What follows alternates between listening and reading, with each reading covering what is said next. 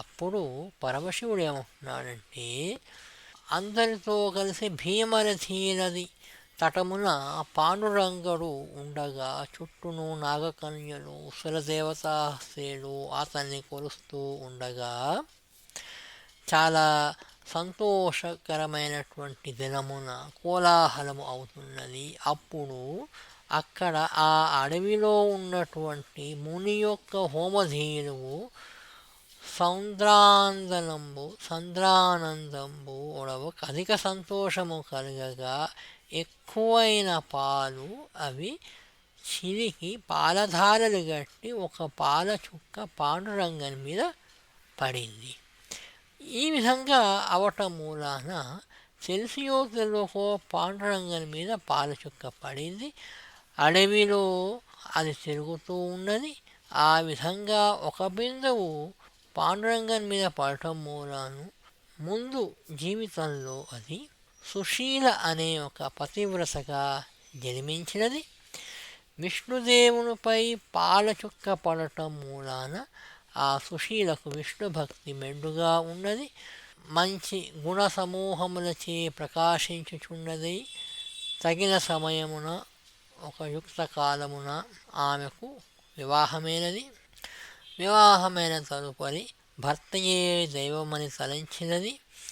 అమాయకత్వము కలది. అల్లరి పెట్టినను సహించినది. తాలి కట్టినవాడని ప్రతిదినము కూడా అతని పాదపద్మములనే సేవించినది. బుద్ధిగా ఉన్నటువంటిదై ఉన్నది. రూపహీనుడు, మహాక్రోధనుడు, అతిలోభి, బుద్ధి మాత్సర్యం కలవాడు అయినటువంటి ఆమె భర్త ఆమెను చాలా బాధ పెట్టినాడు. ఈ విధంగా నడుస్తూ ఉన్నవి. బాగా లోభి పిసినారి. కాలం నడుస్తూ ఉంటే అతను లోభి అయి మురిగిపోయిన పండ్లు తినమనిచ్చినా కూడా, ముక్కబట్టిన ధాన్యం ఇచ్చినా కూడా వాటినే తినుకుంటూ కాలం చేస్తూ ఉన్నది. పూజా గదిని గోమయంతో అలికి నిత్యము పూజ చేస్తూ నిరంతరము పాండురంగాన్ని ధ్యాస చేసుకుంటూ ఆమె తన జీవితము సాగిస్తూ ఉన్నది. ఈ విధంగా జీవితం గడుస్తూ ఉంటే ఒక కుహన వటువు కపట బ్రహ్మచారి అయి వాళ్ళ ఇంటికి ఆశ కొద్దీ ఆకలి అని వచ్చినాడు. భోజనం కోరికతో వచ్చినాడు. వచ్చి, మీరు ఎక్కడి నుంచి వచ్చినారు? భోజనం ఆశించి వచ్చినట్టున్నారు.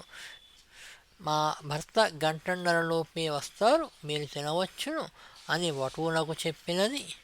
అయినా కూడా ఆ మాయావటు ఏమన్నాడంటే, నాకు చాలా ఆకలిగా ఉన్నదమ్మా, నాకు భోజనం పెట్టండి అన్నాడు. సుశీల ఏమన్నదంటే, అయ్యా నా భర్త వస్తాడు, వేడి వేడి అన్నం వండి పెడతాను, ఇప్పటికైతే మీరు తొందరపడితే మా ఇంట్లో సద్దన్నం ఉన్నది, మీరు వటువు, నేను మీకు ఎలా పెడతాను అన్నది.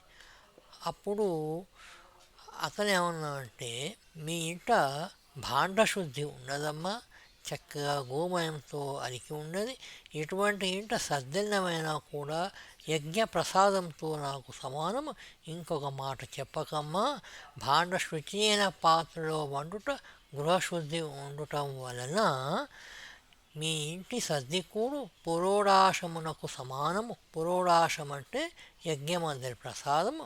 ఇక పరమాత్మ చెప్పినాడు అనుకొని, ఆ పరమాత్మనే చెప్పినాడు కదా అంటే, శరీర రక్షణార్థము మనము గాధిసుతుడు అంటే విశ్వామిత్రుడు అనుచితములకు పాల్పడినదే కదా తల్లి, ఆకలికి తట్టుకోలేక కుక్క మాంసం ఆయన తిన్నాడని పురాణ కథ ఉన్నది కదా, ఇక నాకు ఆకలి చాలా అవుతున్నది, సద్దన్నం ఉన్నా సరే పెట్టు అడిగినప్పుడు, సద్దిది ఎలా పెట్టాలి అనుకోకు, చాలుతుందో చాలదో అనుకోకు, నాకు పెట్టమ్మా అని చాలా వేడుకున్నాడు. అప్పుడు ఆమె చేసేది లేక, సరే అని నీవు పెట్టనిదే పోను అంటూ ఉంటే చేసేది లేక ఆ మాయావటువును త్వరగా నట్టింట్లోకి తీసుకుపోయి తిష్ట వేసుకున్నాడు. ఇక ఆయన ఇక చేసేది లేక సుశీల ఏం చేసిందంటే,